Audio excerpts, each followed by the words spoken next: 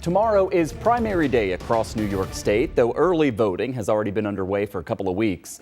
Now, there aren't many big ticket races on tomorrow's ballot, and again, it's just a primary, but some of the local contests that we'll be watching include 5 of the 9 seats on the Buffalo Common Council that are contested among Democrats. Also, a couple of Erie County legislature seats with primaries, in addition to some town and other city races. Joining us live tonight is Charlie Specht, political reporter for the Buffalo News.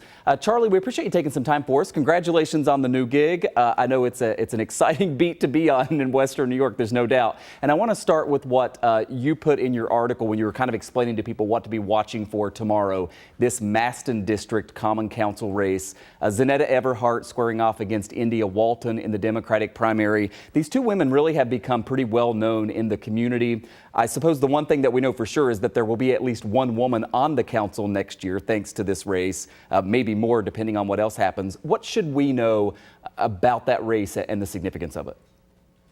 So it's really hard to put a finger on where exactly this race is now. These are council races, so it's not like, there are many polls being done or anything, but these are two well-known, established members of the community. Of course, India Walton ran and won citywide in the Democratic primary for mayor 2 years ago, and Zanetta Everhart really has been front and center ever since the top shooting. But previous to that, she worked and still works for State Senator Tim Kennedy. She is very well known in the Maston district, and India Walton is very well known citywide. And there's a significant amount of money being raised in this race. So if you look at the State Board of Elections website, Ms. Everhart has raised $70,000, which is a lot of money for a common council campaign. Now, India Walton's done pretty well herself. She's raised about $30,000, which in any other year would be considered a pretty, significant haul as far as fundraising goes. They were both at the Juneteenth parade, and people, I asked a few people how they were feeling about the race, and really it seemed to be split 50-50. So I think it's going to come down to turnout, and it's going to come down to, people getting out to the polls tomorrow. Meantime, Charlie, Darius Pridgeon stepping down as council president, so his Ellicott district seat opens up. You have 4 Democratic contenders there. What to make of that race that at least has the most number of people vying for it at this point? Yeah, so that's an interesting race in that it's a proxy race in some ways.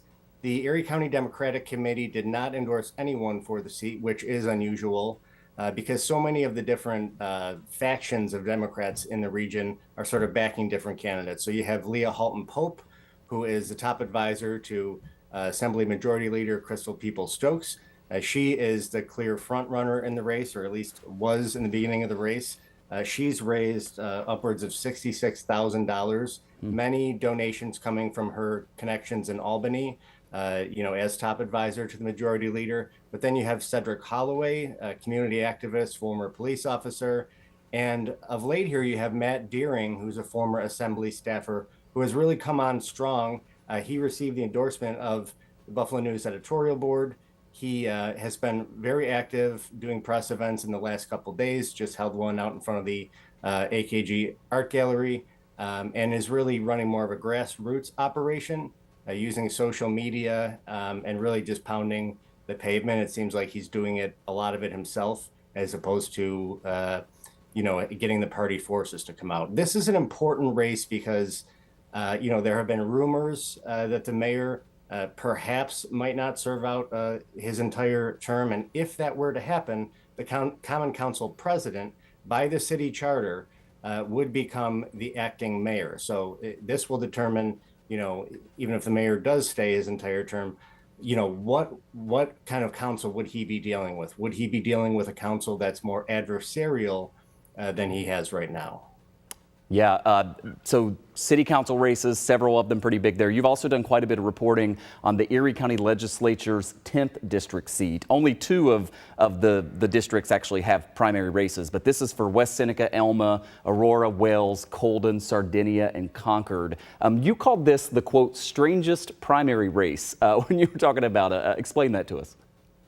It is strange in that there has been just a ton of money invested in this race. We're talking tens of thousands of dollars. We don't know the actual figure because State Conservative Party and others have been deficient in filing some of their campaign disclosures. But essentially, another proxy race here. This is really a battle in a lot of ways between the Erie County Republican Committee and the Erie County Conservative Party, run by Chairman Ralph Larigo. The chairman's daughter-in-law is running for the seat that was vacated by the chairman's son, Joe Larigo, when he was elected to the state bench. And on the other side of the table, you have Jim Malshevsky, who was appointed to this seat. He's a former Elma councilman. This has been a pretty intense race. There's been a lot of negative mailers coming out, mostly from the Larigo camp, toward, mailers, sort of making it seem that Malshevsky is not quite as conservative as Larigo's are. Of course, he would say that that's not the case, but clearly people are getting mailers every couple days. There's 15 of them by my count, and that's really more than you would see in a normal legislature race. This isn't going to determine, which way the legislature swings or anything, which is another reason why, there's been so much interest in this is kind of unusual.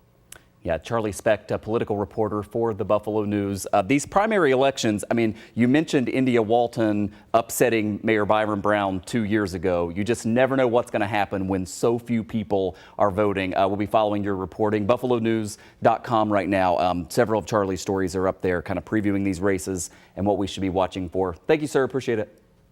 Thanks, Michael.